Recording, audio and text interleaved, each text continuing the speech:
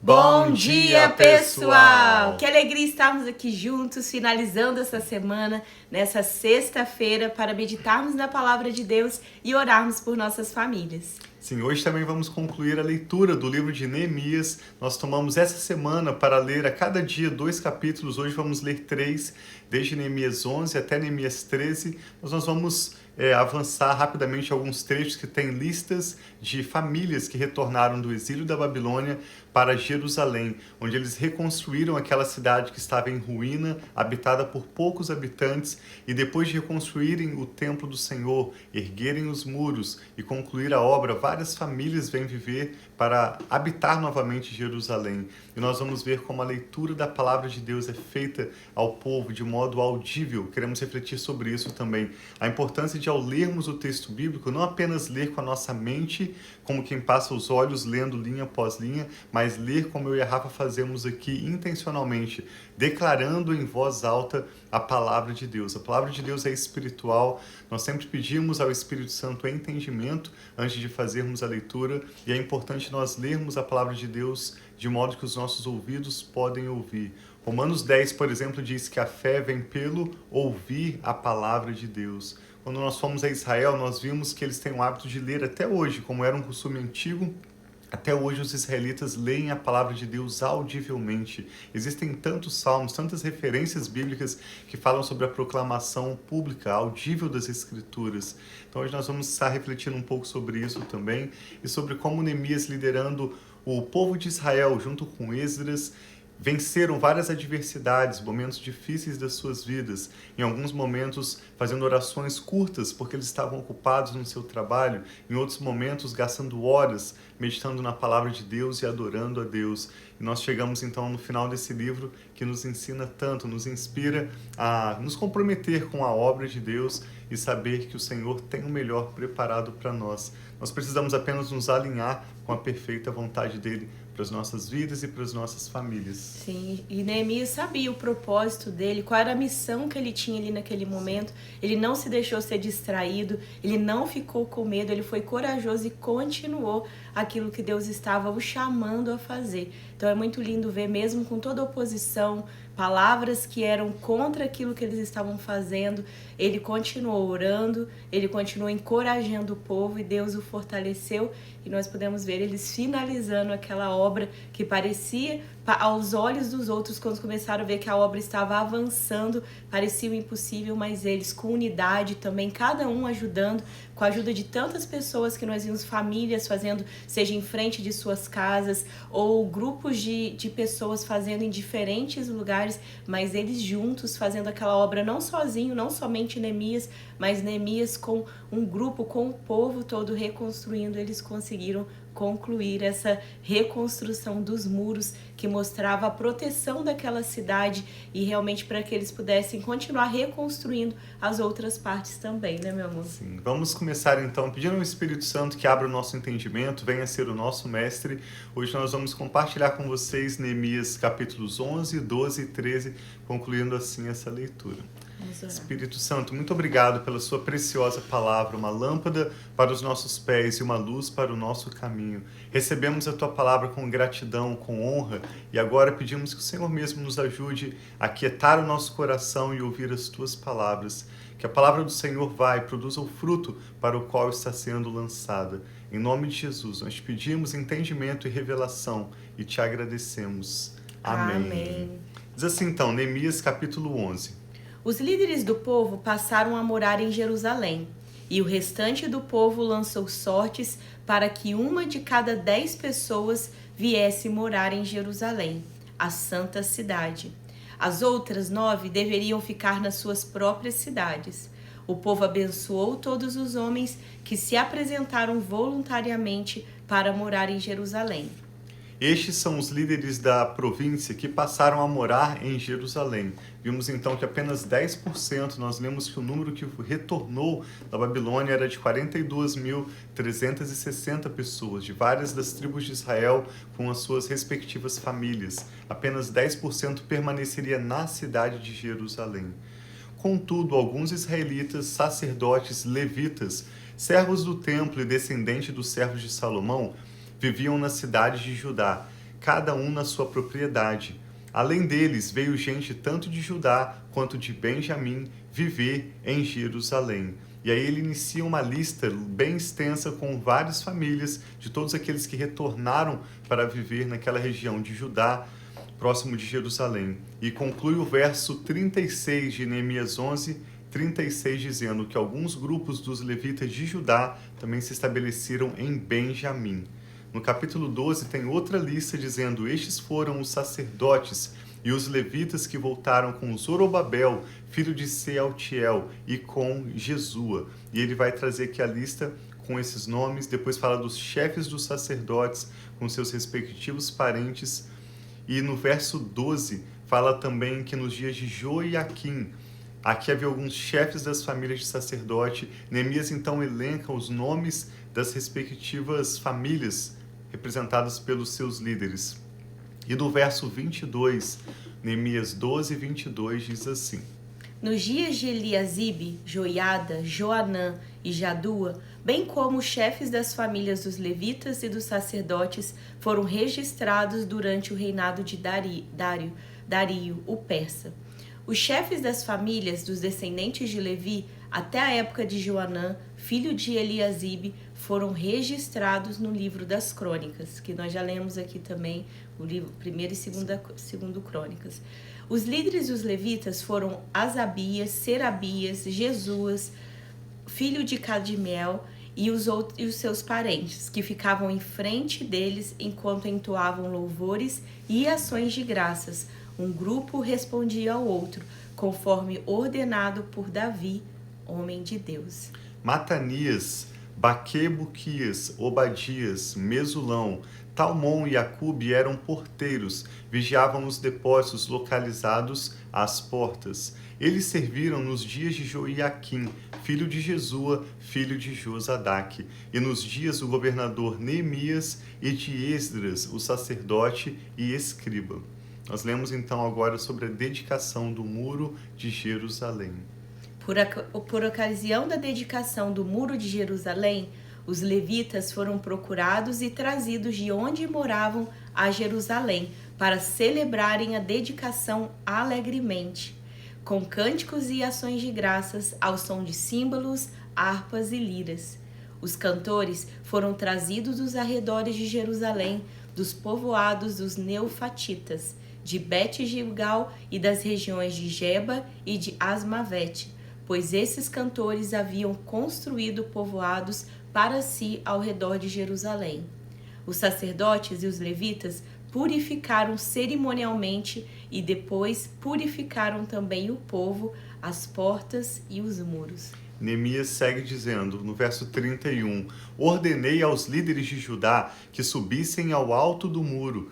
Também designei 2 grandes coros para darem graças. Um deles avançou em cima do muro para a direita até a porta do esterco, seguido de Osaías e metade dos líderes de Judá, Azarias, Esdras, Mesulão, Judá, Benjamim, Semaías e Jeremias, bem como alguns sacerdotes com trombetas, Zacarias, filho de Jonatas, neto de Semaías, bisneto de Matanias, que era filho de Micaías, neto de Zacur, bisneto de Asaf, e os seus parentes, Semaías, Azarel, Milalai, Gilalai, Maai, Natanael, Judá e Anani, que tocavam os instrumentos musicais prescritos por Davi, homem de Deus. Esdras, o escriba, ia à frente deles. À porta da fonte, eles subiram diretamente pelos degraus da cidade de Davi, na subida para o muro, e passaram sobre a casa de Davi até a porta das águas, a leste. Esse era o primeiro coro que ficava sobre o muro para esse momento de ação de graças e louvor a Deus na dedicação do muro de Jerusalém. O segundo coro avançou no sentido oposto. Eu os acompanhei quando iam sobre o muro, levando comigo a metade do povo. Passamos pela Torre dos Fornos até o muro largo, sobre a porta de Efraim, a porta Gessana, a porta dos Peixes, a torre de Ananeel e a torre do Sem, indo até a porta das Ovelhas, a porta da guarda paramos. Os dois coros, encarregados das ações de graças, assumiram seus lugares no templo de Deus, o que também fiz, acompanhado da metade dos oficiais e dos sacerdotes. Eliaquim, Maazéias, Miniamim, Micaías, Elioenai, Zacarias e Ananias, com as suas trombetas, além de Maazéias, Semaías, Eleazar, Uzi, Joanã, Malquias, Elão e Ézer.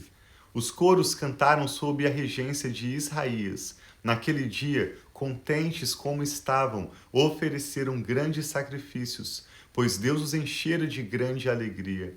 As mulheres e as crianças também se alegraram, e os sons da alegria de Jerusalém podiam ser ouvidos de longe. Isso nos lembra do que diz no Salmo 126, de quando eles retornaram, quando o Senhor restaurou a sorte de Sião. Eles estavam como os que sonham, suas bocas se encheram de alegria, suas línguas de riso, e até nas outras nações, até distante se dizia, grandes coisas fez o Senhor por eles. Sim. Verso 44. Naquela ocasião foram designados alguns encarregados dos depósitos onde se recebiam as contribuições gerais, os primeiros frutos e os dízimos. Das lavouras que havia ao redor das cidades, eles deveriam trazer para os depósitos as porções exigidas pela lei para os sacerdotes e para os levitas. De fato, o povo de Judá estava satisfeito com os sacerdotes e com os levitas que ministravam no templo. Eles celebravam o culto ao seu Deus e o ritual de purificação, do quais também participavam os cantores e os porteiros, de acordo com as ordens de Davi e de Salomão, o seu filho. Pois, muito tempo antes, nos dias de Davi e de Asaf, nós podemos ver vários salmos de Davi e de Asaf, na Bíblia também. Havia regentes para os cantores e para os cânticos de louvor e de ação de graças a Deus. Assim, nos dias de Zorobabel e de Neemias, todo o Israel contribuía com ofertas diárias para os cantores e para os porteiros. Também separavam parte pertencente aos outros levitas, e os levitas separavam a porção dos descendentes de Arão.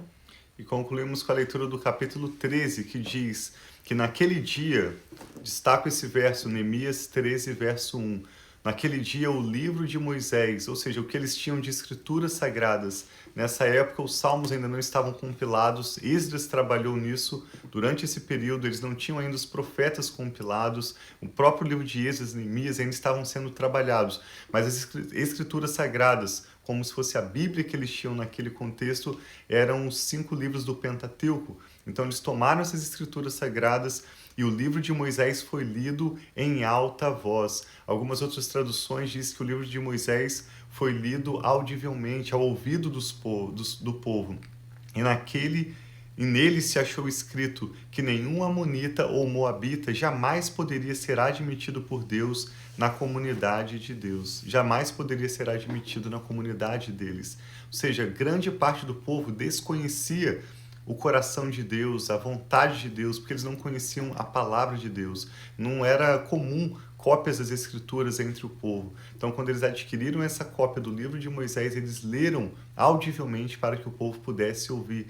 E hoje nós temos a mesma necessidade de, dentro da nossa casa, ler as escrituras sagradas para nós mesmos, para os nossos filhos, ler a escritura sagrada para o nosso cônjuge, declarando a palavra de Deus, trazendo essa revelação da instrução da palavra de Deus. E isso gera transformação para melhor na nossa vida e até mesmo na nossa comunidade. Aqui diz então que eles aprenderam nas escrituras que os amonitas e moabitas não deveriam habitar entre eles. Isso está escrito em Deuteronômio capítulo 23. Pois estes, em vez de darem água e comida aos israelitas, tinham contratado Balaão para invocar maldição sobre eles. E é lindo quando diz, o nosso Deus, porém, transformou a maldição em bênção. A palavra de Deus vai trazendo esses entendimentos. Em todas as coisas somos mais do que vencedores. Amém. Deus faz com que todas as coisas cooperam para o bem daqueles que o amam. E através das instruções, da justiça, da verdade da palavra de Deus, nós somos encorajados e instruídos a viver o melhor que Deus tem preparado para nós. Diz no verso 3 que quando o povo ouviu essa lei, excluiu de Israel todos os que eram de ascendência estrangeira. Antes disso, o sacerdote Eliasibe tinha sido encarregado dos depósitos do templo do nosso Deus. Ele era parente próximo de Tobias e lhe havia cedido uma grande sala, anteriormente utilizada para guardar as ofertas de cereal, o incenso, os utensílios do templo e também os dízimos do trigo, do vinho novo e do azeite ordenados para os levitas, para os cantores e para os porteiros, além das ofertas para os sacerdotes. Contudo, enquanto tudo isso acontecia, eu não estava em Jerusalém, pois no 32º ano de Artaxerxes, rei da Babilônia, voltei ao rei. Algum tempo depois, pedi a permissão dele e voltei para Jerusalém. Aqui soube do mal que Eliasibe fizera ao ceder uma sala a Tobias. Lembrando que Tobias, juntamente com Sambalate, Gesem e outros, foram os principais oponentes à vontade de Deus na reconstrução da cidade e na reparação dos muros. E eles cederam uma sala a Tobias nos pátios do templo de Deus. Fiquei muito irritado e joguei todos os pertences de Tobias fora da sala. Mandei purificar as salas e coloquei de volta nelas os utensílios do templo de Deus, com as ofertas de cereal e o incenso. Também fiquei sabendo que os levitas não tinham recebido a parte que lhes era devida e que todos os levitas e cantores responsáveis pelo culto haviam voltado para suas próprias terras. Por isso, repreendi os oficiais e lhes perguntei: por que essa negligência com o templo de Deus? Então convoquei os levitas e os cantores e os restituí aos seus postos. Todo o povo de Judá trouxe os dízimos do trigo, do vinho novo e do azeite aos depósitos. Pus o sacerdote Selemias, o escriba Zadok e um levita chamado Pedaías como encarregados dos depósitos. E fiz de Anã, filho de Zacur, neto de Matanias, assistente deles, porque esses homens eram de confiança. Eles ficaram responsáveis pela distribuição de suprimentos aos seus parentes. E aí nós lemos mais uma oração curtinha de Neemias. Em meio ao seu trabalho, ele ora, dizendo: lembra-te de mim por isso, ó meu Deus, e não te esqueça dos meus atos piedosos, pelo templo do meu Deus e pelo seu culto. Então Neemias orando ao Senhor, falou: Senhor, lembra disso. E nós podemos fazer isso também com o Senhor, ver essa situação, ver essa causa, olha o que está acontecendo. Deus não se importa de nós fazermos essa oração. E é importante que nós estejamos chamando a Deus: Senhor, olha isso, olha essa causa, olha essa situação, tenha misericórdia de mim. Eu e o Thiago, nós temos esse hábito, né, de orar durante o nosso dia, às vezes no nosso trabalho, que nós estivermos fazendo, falando: Senhor, ajuda-nos especificamente, ou dando graças a Deus, ou pedindo a justiça, ou pedindo a misericórdia. Tem vários motivos que você poderia orar, mas não deixe de orar as suas orações, que você para um tempo específico para orar, mas também durante o seu dia, essas orações curtas, que coloca diante de Deus o seu coração, você derrama a sua intenção e o seu coração, e continua. Sim. No verso 15, Neemias diz: naqueles dias vi que em Judá alguns trabalhavam nos tanques de prensar uvas no sábado, e ajuntavam trigo, e o carregavam em jumentos, transportando-o com vinho, uvas, figos e todo tipo de carga. Tudo isso era trazido para Jerusalém em pleno sábado. Então eu os adverti de que não vendessem alimento nesse dia. Havia alguns da cidade de Tiro que moravam em Jerusalém e que no sábado traziam e vendiam peixes e toda espécie de mercadoria em Jerusalém, para o povo de Judá. Diante disso, repreendi os nobres de Judá e lhes disse: como é que vocês podem fazer tão grande mal profanando o dia de sábado? Por acaso os seus antepassados não fizeram o mesmo, levando o nosso Deus a trazer toda essa desgraça sobre nós e sobre esta cidade? Pois agora, profanando o sábado, vocês provocam maior ira contra Israel. Quando as sombras da tarde cobriram as portas de Jerusalém na véspera de sábado, ordenei que essas fossem fechadas e só fossem abertas depois que o sábado tivesse terminado. Pus alguns dos meus homens de confiança às portas, para que nenhum carregamento pudesse ser introduzido no dia de sábado. Uma ou duas vezes, os comerciantes e vendedores de todo tipo de mercadoria passaram a noite do lado de fora de Jerusalém. Eu, porém, os adverti, dizendo: por que vocês passam a noite junto ao muro? Se fizerem isso de novo, mandarei prendê-los. Depois disso, não vieram mais no sábado. Então ordenei aos levitas que se purificassem e fossem vigiar as portas, a fim de que o dia de sábado fosse respeitado como sagrado. E ele ora de novo: lembra-te de mim também por isso, ó meu Deus, e tem misericórdia de mim, conforme o teu grande amor.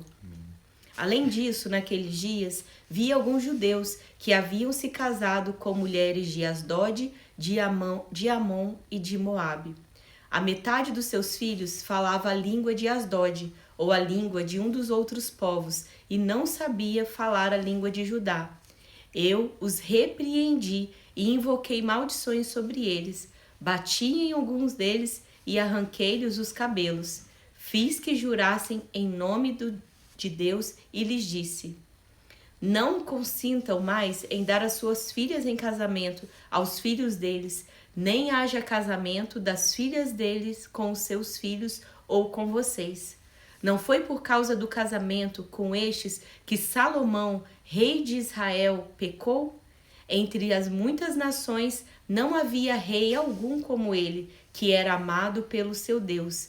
Deus o fez rei sobre todo o Israel, mas até mesmo ele foi induzido ao pecado por mulheres estrangeiras. Como poderíamos ouvir que vocês cometem este grande mal e são infiéis ao nosso Deus, casando-se com mulheres estrangeiras? Um dos filhos de Joiada, filho do sacerdote, sumo sacerdote Eliasibe, era genro de Sambalate, o horonita. Eu o expulsei para longe de mim. Lembra-te deles, ó meu Deus, pois profanaram o ofício sacerdotal e a aliança do sacerdócio e dos levitas.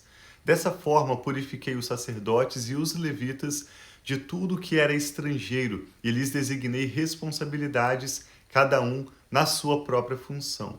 Também organizei as provisões de lenhas nas datas determinadas e a oferta dos primeiros frutos.